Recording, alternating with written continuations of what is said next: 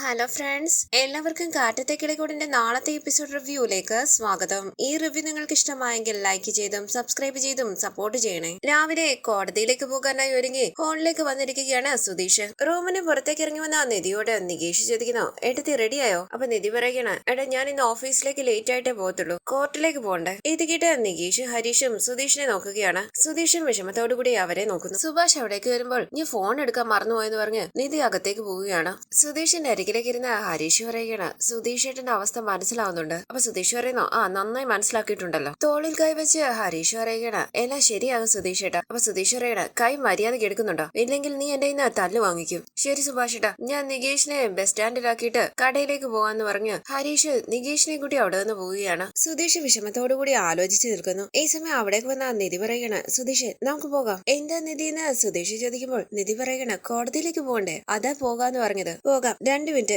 ഞാൻ മുഖം കഴുകിയിട്ട് വരാന്ന് പറഞ്ഞ സുധീഷ് അകത്തേക്ക് പോവുകയാണ്. സുഭാഷ് നിധിയോട് പറയുന്നു, നിങ്ങൾ രണ്ടുപേരും കോടതിയിലേക്ക് പോകുന്ന കാര്യം ഓർത്ത് എനിക്ക് നല്ല വിഷമമുണ്ട്. ഇത് കേട്ട് നിധി ചോദിക്കാണ്, അതിലെന്താ സുഭാഷ് ഏട്ടാ, ഇപ്പം കോടതിയിലേക്ക് പോകുന്നതും ഡിവോഴ്സ് വാങ്ങുന്നതും ഒക്കെ സാധാരണ കാര്യമല്ലേ. അപ്പൊ സുഭാഷ് പറയുകയാണ്, മറ്റുള്ളവരുടെ കാര്യമൊന്നും എനിക്കറിയില്ല, നമുക്ക് നമ്മുടെ വീട്ടിൽ നടക്കുന്ന കാര്യമല്ലേ അറിയത്തുള്ളൂ. ഇത്രയും നാളും മോൾ ഇവിടെ താമസിച്ചു, സുധീഷും മോളും ഒരുമിച്ചിരുന്നെങ്കിൽ ഞാൻ ഒരുപാട് സന്തോഷിച്ചേനെ. എനിക്കറിയാം നിങ്ങളുടെ രണ്ടുപേരുടെയും കല്യാണം കഴിഞ്ഞ സാഹചര്യങ്ങളൊക്കെ, എന്നാലും കാലത്തിന്റെ പോക്കില് നിങ്ങൾ പരസ്പരം മനസ്സിലാക്കി ഒരുമിച്ച് ജീവിച്ചിരുന്നെങ്കിൽ ഞങ്ങൾ എല്ലാവരും ഒരുപാട് സന്തോഷിച്ചേനെ. നിധിയെ തെറ്റിദ്ധരിക്കരുത്, ഇതെന്റെ ആഗ്രഹമാ. എന്റെ അനിയന് നിധിയെ പോലെ ഒരു നല്ല കുട്ടിയെ ഭാര്യയായി കിട്ടണം. നിങ്ങൾ രണ്ടുപേരും സന്തോഷമായിട്ട് ജീവിക്കണം. അതിന് സാധ്യതയുണ്ടെങ്കിൽ. അപ്പൊ നിധി പറയണ, ഇല്ല സുഭാഷ് ഏട്ടാ, അത് ശരിയാകത്തില്ല. കുറച്ച് അപ്പുറത്തായി നിൽക്കുന്ന സുധീഷ് അവരുടെ സംസാരം ശ്രദ്ധിക്കുകയാണ്. ഒരു നിമിഷം പോലും അങ്ങനെ ഒരു സ്ഥാനത്ത് ഞാൻ സുധീഷിനെ കണ്ടിട്ടില്ല. സുധീഷിനും ഇത് അങ്ങനെ തന്നെയാ. എന്നോട് അങ്ങനെ ഒരു അടുപ്പമല്ല സുധീഷിനുള്ളത്. അതല്ല മോളേന്ന് സുഭാഷ് പറയുമ്പോൾ നിധി പറയുകയാണ്, സുഭാഷ് ഏട്ടാ ഞാൻ പറയട്ടെ, ഞങ്ങളുടെ ഈ കല്യാണം അപ്രതീക്ഷിതമായി നടന്നതാണ്. എന്നെ സഹായിക്കാൻ വേണ്ടിയാണ് സുധീഷ് എന്റെ കഴുത്തിൽ താലി കെട്ടിയത്. സുധീഷിനെ അതിൽ നിന്നും രക്ഷിക്കണ്ടേ. അതല്ല നിധി, ഞാൻ എന്താ പറയാൻ വന്നതെന്ന് വെച്ചാൽ സുഭാഷ് പറയുമ്പോൾ നിധി പറയണ, പ്ലീസ് സുഭാഷ് ഏട്ടാ, ഈ കാര്യത്തിൽ എന്നെ നിർബന്ധിക്കരുത്. സുഭാഷ് എന്നെ ഒരിക്കലും എന്നെ നിർബന്ധിച്ചിട്ടില്ല. അത് ഈ കാര്യത്തിലും വേണ്ട. സുധീഷിന് നല്ലൊരു പെൺകുട്ടിയെ കിട്ടും. അത് ഞാൻ സുധീഷിന്റെ ജീവിതത്തിൽ നിന്നും പിന്മാറിയാലല്ലേ നടക്കൂ. ഇത് കേട്ട് സുഭാഷ് നിധിയെ വിളിക്കുമ്പോൾ നിധി പറയണ, സുഭാഷ് ഏട്ടാ ഞാൻ പറയുന്ന കേക്ക്. ഇതെല്ലാം കേട്ട് സുധീഷ് കുറച്ച് അപ്പുറത്തായി നിന്ന് കരയുകയാണ്. കണ്ണീര് തുടച്ച് അവരുടെ അരികിലേക്ക് വന്ന സുധീഷ് പറയുന്നു, പോകാൻ നിധി. സുഭാഷ് ഏട്ടാ, ഈ കേസ് പെട്ടെന്ന് അവസാനിക്കാൻ വേണ്ടി പ്രാർത്ഥിക്കണേ. അങ്ങനെ നിധി ഭഗവാന്റെ ഫോട്ടോയുടെ അരികിലേക്ക് വന്നു പ്രാർത്ഥിക്കുമ്പോൾ സുഭാഷും അരികിലേക്ക് വന്നു പ്രാർത്ഥിക്കുകയാണ്. നിധി പ്രാർത്ഥിക്കുന്നു, ഭഗവാനെ എത്രയും പെട്ടെന്ന് ഡിവോഴ്സ് കിട്ടണം. ഈ പ്രശ്നത്തിൽ നിന്ന് ഞാൻ എത്രയും പെട്ടെന്ന് പുറത്തു കടക്കണം. സുഭാഷ് പ്രാർത്ഥിക്കുന്നു, ഭഗവാനെ ഇവർക്ക് ഡിവോഴ്സ് കിട്ടരുത്. എത്രയും പെട്ടെന്ന് ഇവർ പരസ്പരം മനസ്സിലാക്കി ഒരുമിച്ച് ജീവിക്കണം. പോയിട്ട് വരാം സുഭാഷ് ഏട്ടാ എന്ന് പറഞ്ഞ് സുധീഷിനെയും കൂട്ടി നിധി അവിടെ നിന്ന് പോകുമ്പോൾ വളരെ വിഷമത്തോടുകൂടി അവര് പോകുന്നത് നോക്കി നിൽക്കുകയാണ് സുഭാഷ്. പെട്ടെന്ന് സുഭാഷിന് തോന്നുകയാണ് സുധീഷ് തനിച്ച് തിരിച്ചു വരുന്നതായി.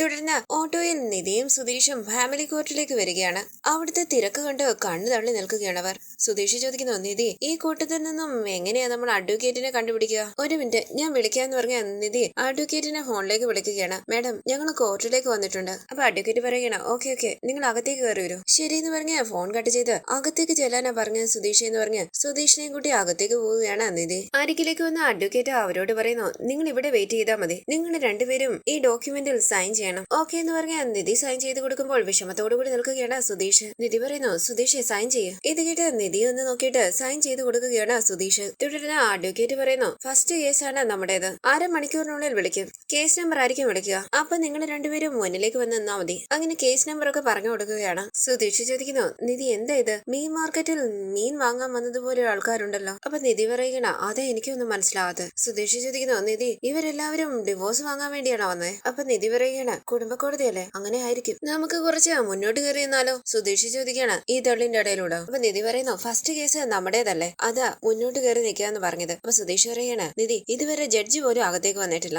ജഡ്ജി വന്നതിന് ശേഷം നമുക്ക് മുന്നിലേക്ക് കയറി നിൽക്കാം. തുടർന്ന് നിധി ക്ഷീണത്തോടുകൂടി നിൽക്കുന്നത് കണ്ട് സുധീഷ് നിധിയോട് ഇരിക്കണോന്ന് ചോദിക്കുകയാണ്. വേണ്ടെന്ന് നിധി പറയുമ്പോൾ ഞാൻ പോയി വെള്ളം വാങ്ങിച്ചുകൊണ്ട് വരാന്ന് പറഞ്ഞ് സുധീഷ് പോയി വെള്ളം വാങ്ങിച്ചുകൊണ്ട് വന്ന് നിധിക്ക് കൊടുക്കുകയാണ്. ഈ സമയം ജഡ്ജി അവിടേക്ക് വരുന്നു. നിധി സുധീഷിനെയും കൂട്ടി മുന്നോട്ടേക്ക് കയറി നിൽക്കുന്നു. സുധീഷ് പതിയെ നിധിയോട് ചോദിക്കുകയാണ്, നിധി ഇന്ന് കോർട്ട് ലീവാണെന്ന് പറഞ്ഞാൽ എങ്ങനെയുണ്ടായിരിക്കും? നിധി പറയുകയാണ്, ജഡ്ജി വന്നതിന് ശേഷമാണോ കോർട്ട് ലീവ്? സുധീഷ് ഒന്നും മിണ്ടാതിരിക്കെ. ഈ സമയം സുധീഷിന്റെയും നിധിയുടെയും കേസ് വിളിക്കുകയാണ്. അവർ മുന്നിലേക്ക് കയറി നിൽക്കുമ്പോൾ ജഡ്ജി ചോദിക്കുന്നു, നിധി ആരാ? ഞാനാണെന്ന് നിധി പറയുമ്പോൾ ജഡ്ജി ചോദിക്കുന്നു, സുധീഷ്? ഞാനാണെന്ന് സുധീഷ് പറയുമ്പോൾ ജഡ്ജി ചോദിക്കുകയാണ്, ഡിവോഴ്സ് ആണോ? അതേന്ന് നിധി ടെൻഷനോടുകൂടി തലയാട്ടുമ്പോൾ അഡ്വക്കേറ്റിനെ നോക്കുകയാണ് ജഡ്ജ് പറയുന്നു ഡിവോഴ്സിനാണെന്ന് പറ. അതേ മേഡം എന്ന് നിധി പറയുമ്പോൾ ജഡ്ജി ചോദിക്കുന്നു കല്യാണം കഴിഞ്ഞിട്ട് എത്ര നാളായി? 4 months എന്ന് നിധി പറയുമ്പോൾ ജഡ്ജി ചോദിക്കുകയാണ് അതിനുള്ളിൽ ഡിവോഴ്സോ? ലവ് മാരേജ് ആണോ? അതേ മേഡം എന്ന് സുധീഷ് പറയുമ്പോൾ നിധി ദേഷ്യത്തോടുകൂടി സുധീഷിനെ നോക്കുന്നു. ജഡ്ജി ചോദിക്കുന്നു ഡിവോഴ്സിന് എന്താ കാരണം? അപ്പൊ അഡ്വക്കേറ്റ് പറയുകയാണ് മ്യൂച്വൽ കൺസേൺ ആണ് മേഡം. ഇത് കേട്ട് ജഡ്ജി പറയുകയാണ് അത് പേപ്പറിലുണ്ടല്ലോ. ഡിവോഴ്സിന് എന്താ കാരണം? ടെൻഷനോടുകൂടി സുധീഷിനെ ഒന്ന് നോക്കിയിട്ട് നിധി പറയുന്നു ഇഷ്ടമല്ല മേഡം. ഇത് കേട്ട് അവരെ ഒന്ന് നോക്കിയിട്ട് പേപ്പറിൽ എന്തോ എഴുതുകയാണ് ജഡ്ജ്. നിധി സന്തോഷത്തോടു കൂടി നിൽക്കുമ്പോൾ സുധീഷ് വിഷമത്തോടുകൂടി ജഡ്ജിനെ തന്നെ നോക്കി നിൽക്കുകയാണ്. അഡ്വക്കേറ്റിന്റെ കയ്യിലേക്ക് ഫയൽ കൊടുത്തുകൊണ്ട് ജഡ്ജി പറയുന്നു കൗൺസിലിംഗിന് കൂട്ടിക്കൊണ്ടുപോകും. അഡ്വക്കേറ്റ് പറയുന്നു ഐ വിൽ ഡു ഇറ്റ് മാം. സുധീഷ് സംശയത്തോടുകൂടി നിധിയെ നോക്കുമ്പോൾ സുധീഷിനെയും കൂട്ടി അഡ്വക്കേറ്റിന്റെ പിന്നാലെ പോവുകയാണ് നിധി. തുടർന്ന് നിധി ചോദിക്കുന്നു മേഡം ഞങ്ങൾ പൊയ്ക്കോട്ടെ? അപ്പോൾ അഡ്വക്കേറ്റ് പറയുകയാണ് കേസ് അവസാനിച്ചിട്ടൊന്നുമില്ല, കൗൺസിലിംഗിന് പോകാനാ പറഞ്ഞത്. ഡിവോഴ്സ് ചോദിച്ചാലുടനെ ജഡ്ജ് ഡിവോഴ്സ് തരില്ല.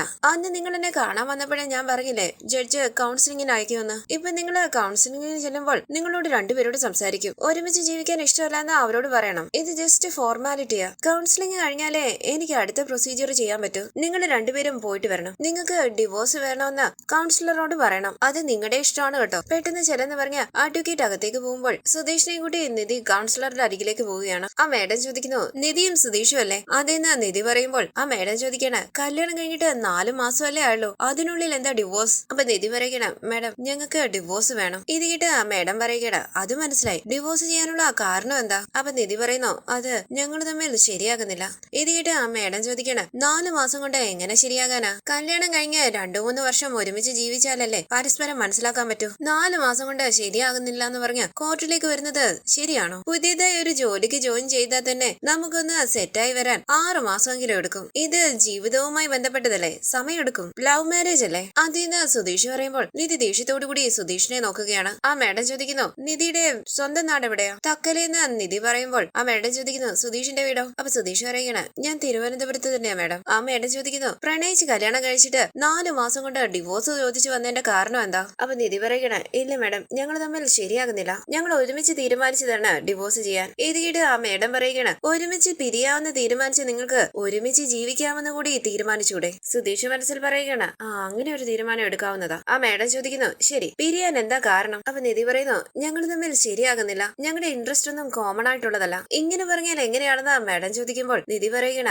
അതാ മേഡം റീസൺ. അപ്പൊ മേഡം പറയണ സുധീഷ് പുറത്തിരിക്കെ ഞാൻ നിധിയോടൊന്ന് സംസാരിക്കട്ടെ. ശരി എന്ന് പറഞ്ഞ സുധീഷ് പുറത്തേക്ക് പോകുമ്പോൾ ആ മേഡം ചോദിക്കണ ഇനി പറ എന്താ കാരണം? അപ്പൊ നിധി പറയണ ഞങ്ങൾ തമ്മിൽ ശരിയാകുന്നില്ല മേഡം, ഞങ്ങളുടെ രണ്ടുപേരുടെയും സ്വഭാവം വ്യത്യസ്തമാണ്, ഡിവോഴ്സ് കിട്ടിയാൽ മതിയെന്നുള്ള അവസ്ഥയിലാ. മേഡം ചോദിക്കുന്നു നിധി വർക്ക് ചെയ്യുന്നുണ്ടോ? അപ്പൊ നിധി പറയുകയാണ് വർക്ക് ചെയ്യുന്നുണ്ട് മേഡം, ഒരു കൺസ്ട്രക്ഷൻ കമ്പനിയില് ആർക്കിടെക്റ്റായി വർക്ക് ചെയ്യുക. ഇതിയുടെ ആ മേഡം ചോദിക്കുന്നു നിങ്ങളുടെ ഹസ്ബൻഡോ? അപ്പൊ നിധി പറയുകയാണ് സുധീഷ് ഒരു ട്രാവൽസില് ഡ്രൈവറായിട്ട് വർക്ക് ചെയ്യുക. ഇതിയുടെ ആ മേഡം പറയുകയാണ് പ്രണയിച്ചപ്പോൾ സ്റ്റാറ്റസ് ഒന്നും ഒരു പ്രശ്നമല്ലായിരുന്നു, കല്യാണം കഴിഞ്ഞപ്പോൾ സ്റ്റാറ്റസ് പ്രശ്നം വന്നു അല്ലെ? ഇത് കേട്ട് നിധി പറയുകയാണ് സ്റ്റാറ്റസ് ഒന്നും അല്ല മേഡം കാരണം, ഞങ്ങൾ തമ്മിൽ ശരിയാകുന്നില്ല അത്രേ ഉള്ളൂ. ഇത് കേട്ട് ആ മേഡം പറയുകയാണ് ശരി നിധി പുറത്തേക്ക് ഇരുന്നിട്ട് സുധീഷിനോട് വരാൻ പറ. തുടർന്ന് അകത്തേക്ക് വന്ന സുധീഷിനോട് ആ മേഡം ചോദിക്കുന്നു നിങ്ങളുടെ ജോലി എന്താ? അപ്പൊ സുധീഷ് പറയുകയാണ് ഞാനൊരു ട്രാവൽസിൽ ഡ്രൈവറായിട്ട് ജോലി ചെയ്യുക. ഇത് കേട്ട് ആ മേഡം ചോദിക്കുന്നു നിങ്ങൾ ഡ്രൈവർ ആയതാണോ നിധിയുടെ പ്രശ്നം? അപ്പൊ സുധീഷ് പറയണ ഇല്ല മേഡം അതൊന്നും നിധിക്കൊരു പ്രശ്നമേ അല്ല. ഇത് കേട്ട് ആ മേഡം ചോദിക്കണ അപ്പോ നിങ്ങളുടെ ഇടയിലെ പ്രശ്നം എന്താ? എന്തിനാ ഡിവോഴ്സ് ചോദിക്കുന്നത്?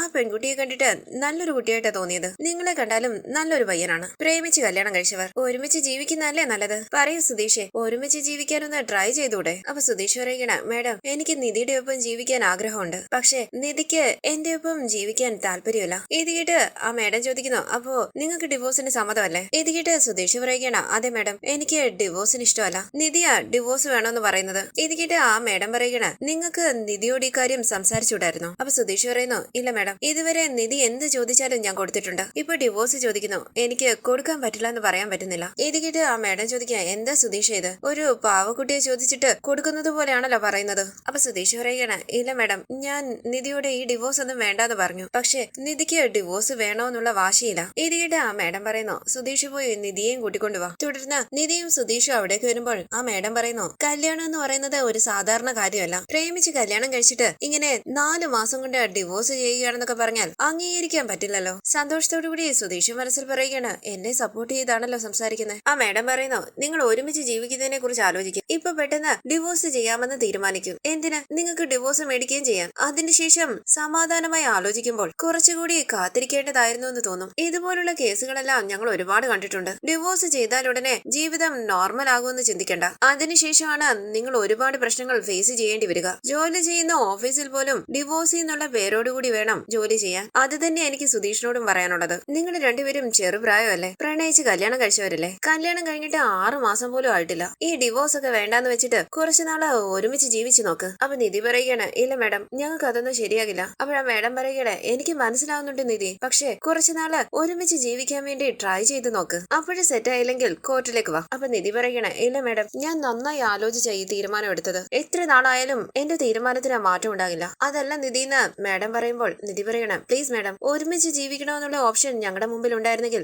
ഞങ്ങൾ ഈ കോടതിയിലേക്ക് വരേണ്ട കാര്യമില്ലല്ലോ. ഇത് കേട്ട് വിഷമത്തോടുകൂടി സുധീഷിനെ നോക്കുകയാണ് ആ മാഡം. തുടർന്ന് പുറത്തേക്ക് ഇറങ്ങി വരുന്ന നിധി സുധീഷിനോട് ചോദിക്കുന്നു, നമ്മൾ എപ്പോഴാ പ്രേമിച്ചത്? ഡിവോഴ്സ് വേണമെന്ന് മാത്രം പറഞ്ഞുകൂടായിരുന്നോ? ഇത് കേട്ട് സുധീഷ് നിധിയെ നോക്കുമ്പോൾ സുധീഷിനെ കൂട്ടി നിധി അവിടെ നിന്ന് പോവുകയാണ്. ഈ സീരിയലിന്റെ കൂടുതൽ വീഡിയോസിനായി ചാനൽ സബ്സ്ക്രൈബ് ചെയ്ത് സപ്പോർട്ട് ചെയ്യണേ. താങ്ക്